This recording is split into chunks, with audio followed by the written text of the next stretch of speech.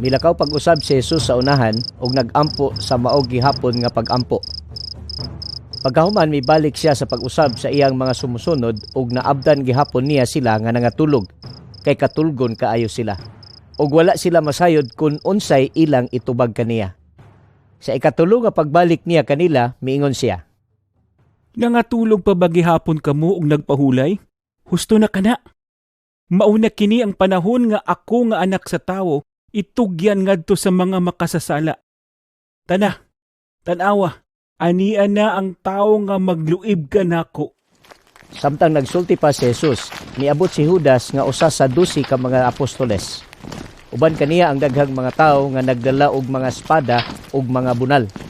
Gisugo sila sa mga kadagkuan sa mga pari, mga magtutudlo sa kasuguan ug mga pangulo sa mga Hudiyo.